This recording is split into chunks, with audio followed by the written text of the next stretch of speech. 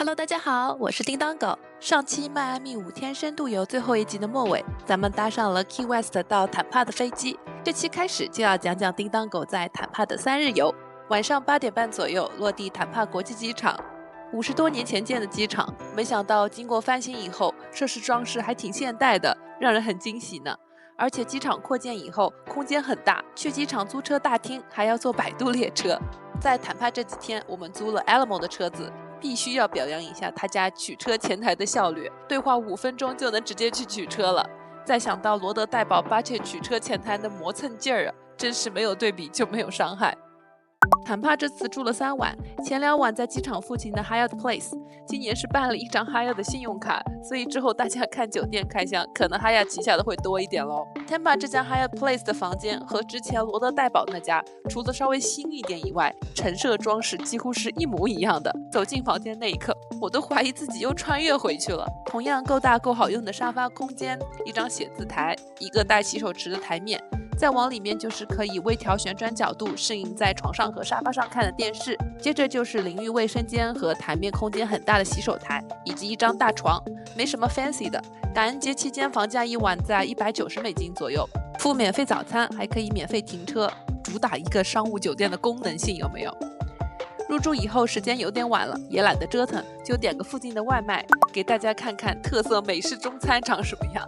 第一道左宗棠鸡，应该是美式中餐的一员大将了。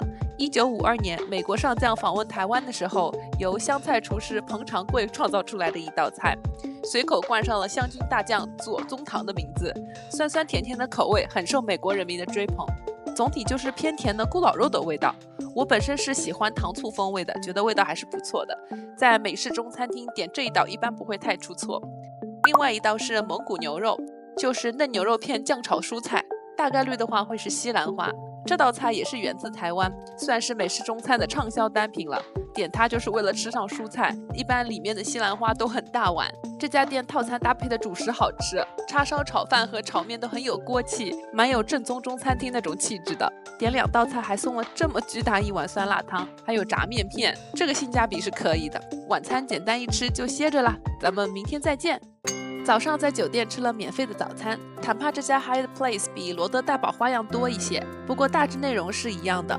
冷食有酸奶、鲜切水果、冰鸡蛋；热食的话有炒鸡蛋、煎肉肠、薯饼、华夫饼、燕麦粥。当然冻芽的冰牛奶啊、冰果汁依然是少不了的。这是泡牛奶的谷物片，还有整只的香蕉、苹果、橙子，以及味道像甜甜圈的糖球，和可以自己烤的吐司、贝果、面包等等。茶叶咖啡这一角多了个低因咖啡的选择，用的也是星巴克的咖啡豆。吃完早饭，正美美准备按计划出发去看博物馆，导航的时候一看，博物馆怎么没开门？这一刻我才意识到，这是感恩节当天呀，基本哪儿都不开门。我安排行程的时候完全忽略了这一点。唉，咱既来之则安之，就临时现传个行程吧。先开车去 Tampa Downtown 的历史街区 Ybor City 转转。车停在 St. Louis Ybor Garage 这里，停车场很大，停车费大约1.5美金1小时，可以用 Pay by Phone 的 App。出来走一个 block 就到 Ybor City 的主要商业街第7大街。2008年，这里被美国规划协会评选为美国10大美丽街道之一。坦帕湾的历史和文化根源可以说就在于眼前这座 Ybor City。在美国统治时期之前，坦帕湾地区只有少数古巴和美洲原住渔民。1821年，美国从西班牙手里买下了佛罗里达。19世纪时，坦帕作为军事中心被建立起来。美国政府在今天坦帕市中心的位置设立了布鲁克堡，后来布鲁克堡停用。当时坦帕只是一个小镇，人口不到5000人。1885年，坦帕贸易委员会吸引了文森特·马丁内斯·伊博尔，把他的雪茄制造业务从 Key West 迁移到坦帕。伊博尔不仅在这里大型厂房，还在他的工厂周围建造了数百座小房子，用来容纳大量来自古巴和西班牙的雪茄工人。他的工厂86年开始卷制雪茄，之后又有许多不同的雪茄制造商也把自己的工厂搬到了坦帕。紧接着，许多移民来到这里开商店做生意，服务雪茄工人。随着雪茄产业的不断发展，这里成了世界雪茄之都，而这片区域也被冠上了 Ybor 的名字，成为 Ybor City。感恩节这天，大街上已经完全是圣诞节的装扮，店户几乎都没开，街上鲜有车辆经过，更别说是游客了。拂去喧嚣的街道，反而更多了些独特的气质，让我们能慢慢走，细细欣赏。可以看到街道上有许多建筑保留了从雪茄工厂改建而来的砖块外墙。第七大街上有个小广场，花坛里面的这座铜像就是伊泊尔，而且我们在花坛里还看到了毛色很漂亮的公鸡。几十年前，坦帕市就颁布了一条法令，保护鸡群在伊泊尔 City 的自由活动，因为它们是伊泊尔 City 创立以及早期历史活生生的纪念品。从伊泊尔铜像这个小广场上2楼电梯，发现这是连接第8大街 Central 伊泊尔的天桥 Ybor Bridge。站在桥上能看到第8大街上的电车轨道，正好天桥底下就有个电车站，那就下去瞧一瞧吧。这个复古电车是我来之前就想坐的，全程一共11站，在伊泊尔 City 和坦帕市中心之间来回开，12到15分钟一班，而且运营时间也够长，重点是还是免费的。我们想着感恩节电车应该是不开了，就继续往前走。没走多久，远处居然有辆车缓缓开过来了，麻溜的就掉头往回快跑几步，总算是赶上了去市中心的电车。电车内部木质的装饰和黄铜色金属的搭配，还有复古的灯饰，看起来很有过去年代的韵味呢。而且我们发现座位的椅背是可以滑动调整方向的，很有意思。坦帕的第1条连接市中心和伊泊尔 City 的轨道路线是1885年投入运营的，当时使用的是燃烧木材的蒸汽机车。到1893年的时候，机车被改成了电力驱动，而我们现在乘坐的这条 TECO 电车路线是2002年开通的，最开始还要收费呢。18年的时候获得佛州交通部的拨款以后，不仅给免了车费，还提高了发车频率。这么好的羊毛，咱不得薅起来吗？说回刚才的伊泊尔 City， 赶上了感恩节当天，很遗憾没法好好逛。大家要是来的话，可以在伊泊尔 City Museum State Park 走走，转转雪茄店，或者报个 tour 参观雪茄工厂。伊泊尔 City 有个1915年开店的古巴烘焙坊 La Segunda Central Bakery， Yelp 和谷歌评分都超级高，据说古巴三明治非常赞。第7大街上还有个佛州最古老的餐厅 Columbia Restaurant， 1905年开业，家族经营到现在都快120年了，主打西班牙古巴菜，应该算是坦帕必吃餐厅之一了吧。对于一个吃货来说，这趟没吃上这2家真的超级遗憾的。有没有吃过的，或者接下来有计划去吃的宝，记得告诉我吃到啥好吃的了，值不值得去哦。大家如果要搭这个 TECO 电车的话，注意车内是没有广播报站的，得自己留心好在哪站下车。我们接下来是准备去坦帕的 Riverwalk 走一走，就在第10站 Dick Greco 下车，从这里经会议中心走上 Riverwalk 只要5分钟。坦帕 Riverwalk 是一条全长约4公里的开放步道，走在上面，左手边是 Hillsborough River， 右手边就是坦帕市中心。感恩节这天天气超级给力，走在步道上看到的景很开阔，湖水映着蓝天白云，两岸除了各种建筑也有不少绿意，给人很舒畅的感觉。这条河滨步道最早是在1970几年的时候就开始规划了，当时坦帕市中心的滨水区很多都是老化的仓库，以及跟附近佛州最大港口坦帕港相关的工业设施。80年代中期，坦帕市重新推动荒凉市中心振兴工程，经过多位市长的努力，2016年的时候滨河步道完工了，向北一直能延伸到 Waterworks Park， 沿途连接着众多的公园、艺术博物馆、公共空间和酒店，而且步道上还会不定期的举办各种活动。整条 Riverwalk 上最出圈的要数河对面这个建筑了，这些造型独特的银色尖屋顶让它看起来就像哈利波特魔法世界里的建筑。这座特别的大楼叫 Plant Hall， 现在是坦帕大学的教学和行政楼，但是在1993年坦帕大学迁到这里之前，这是坦帕湾酒店的建筑，由铁路大亨 Henry B. Plant 在1888年到1891年之间建造。它拥有维多利亚式的建筑风格，包括摩尔式的尖塔、圆顶以及精美的装饰细节。这座酒店曾经接待过不少名人，老罗斯福总统、英国女王等等。而现在这些历史悠久的客房已经被改造成了教室、实验室和办公室，成了坦帕大学校园的核心建筑。真是不管从哪个角度看，都觉得它好像不是属于现实世界的建筑，太特别了。在步道上惬意地散下步，看了哈利波特魔法建筑尽兴之后，我们就走到 TECO 电车的底站 Hedrick Station， 搭回Ybor City 取车了。目送着黄色的电车在红砖蓝天的背景下远去，拜拜啦 Ybor City， 留下些遗憾，希望我们下次还能再见。下一站咱们要去海边了，从 Ybor City 开车去坦帕著名的白沙滩 Clearwater Beach， 大概50分钟的样子。路上要开过一条很长的横跨坦帕湾的公路，风景呢是相当可以。一开到 Clearwater 海边，气氛立马变成海滩度假风，临海全是各类酒店、商场、餐厅等等。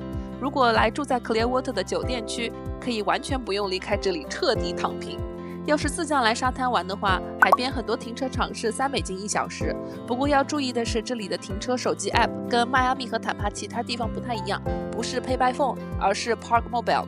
停好车，肚子老饿了，赶紧去找我之前收藏的餐厅。谁知道步行转了好几家海鲜餐厅，居然感恩节当天没有一家是开的，实在太饿了。看到路边这家 King's Pizza and Grill 是开着的，顾不了那么多了，先填饱肚子要紧啊。点了一个 Philly Steak Pizza， 最小的中等 size， 2个人吃绝对够了。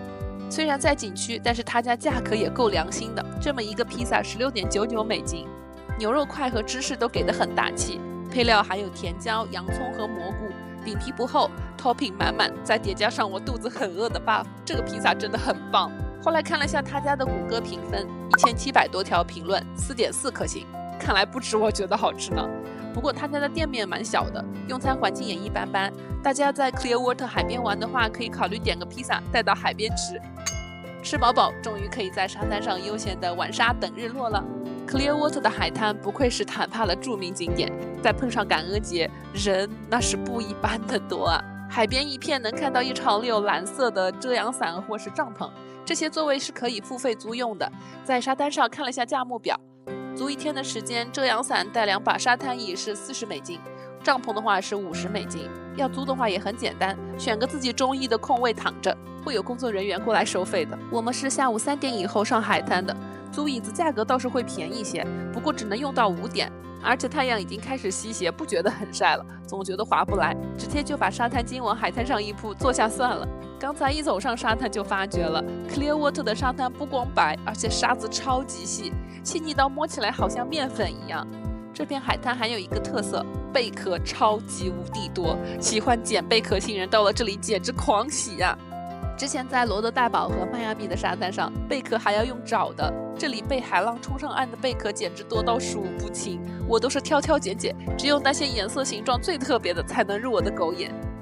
给大家看一下我分别在罗德代堡、迈阿密和坦帕 Clearwater 捡到的贝壳，从数量到质量，这里真的是妥妥完胜。不过海滩上贝壳多，就意味着海草也会很多，让沙滩看上去没有那么完美，但这也只能说是白璧微瑕了。因为这里的沙子细，外加我们坐在比较靠海的位置，沙子有一定的湿度，塑形起来呢是一点都不费劲。等日落的不到30分钟的功夫，我已经在我们沙滩巾前面堆起了一座小长城了。喜欢挖沙玩沙子的，来这里准能充分发挥你的艺术天赋。大家来 Clearwater 海滩的话，除了挖沙、捡贝壳、看日落，喜欢水上活动的有很多可以选择，包括可以提前预约跟团出海看海豚呀、滑翔伞呀、摩托艇，还有包船钓鱼等等。看过叮当狗之前5天4夜迈阿密深度游的宝子都知道，迈阿密的沙滩都是面向东边的，夕阳总是在背海的那一面。现在来到坦帕，终于能看到真正的落日入海了。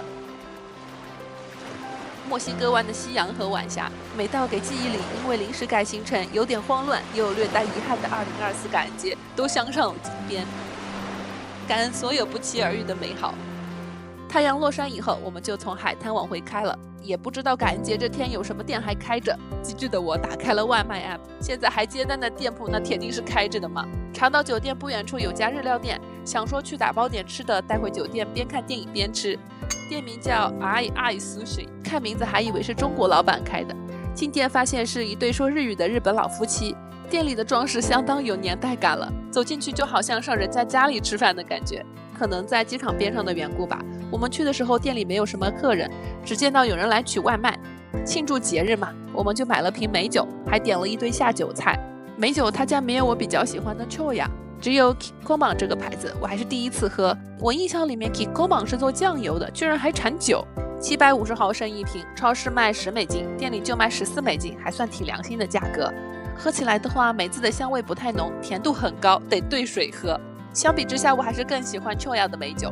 这一桌下酒菜含税一共$66，都是偏家常的味道，没有什么惊艳的，也不难吃，特别像去日本老师家里做客，他会做给我们吃的那种味道。鸡肉丸子和生鱼片盖饭比较一般，我不算太推荐。里面我最喜欢的就是酱油口味的煎鱿鱼，很 Q 弹，而且嚼起来觉得嫩嫩的。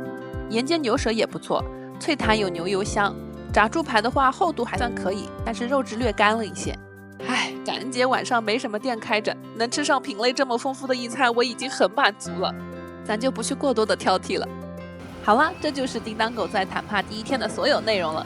下期是坦帕博物馆日，一天时间我逛了期待已久的达利和瑞令马戏团2个博物馆，还吃到了很惊艳的韩国料理，一整天的行程那是相当丰富。那么我们就下期再见啦！我是叮当狗，喜欢我的视频记得关注订阅哦。